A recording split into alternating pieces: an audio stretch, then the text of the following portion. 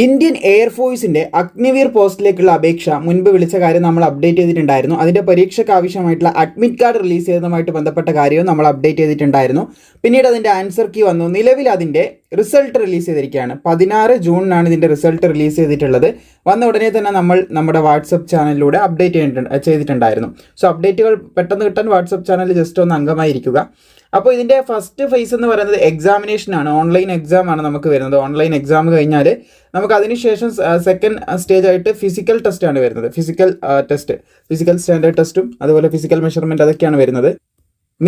Physical fitness ടെസ്റ്റും കാര്യങ്ങളൊക്കെ ഇവിടെയാണ് നമുക്ക് സെക്കൻഡ് സ്റ്റേജിലാണ് വരുന്നത്.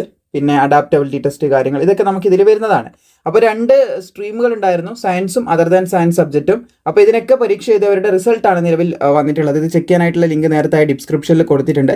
അവിടെ നിങ്ങളുടെ യൂസർ ID പാസ്വേഡ് ഇവിടെ കാണുന്നത് എന്താണോ അത് കൃത്യമായിട്ട് ഇവിടെ തെറ്റാതെ എൻ്റർ ചെയ്ത് സൈൻ ഇൻ ചെയ്ത് കഴിഞ്ഞാൽ നിങ്ങളുടെ മാർക്ക് എത്രയാണ്, കട്ട് ഓഫ് എത്രയാണ് വന്നിട്ടുള്ളത് തുടങ്ങിയ എല്ലാ കാര്യങ്ങളും മനസ്സിലാക്കാനായിട്ട് സാധിക്കും.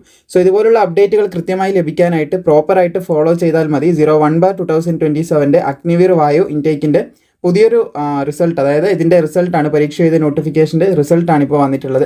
സുഹൃത്തുക്കളിലേക്ക് ഷെയർ ചെയ്യാനും അപ്ഡേറ്റിന് പ്രോപ്പറായി ഫോളോ ചെയ്യാനും മറക്കേണ്ട.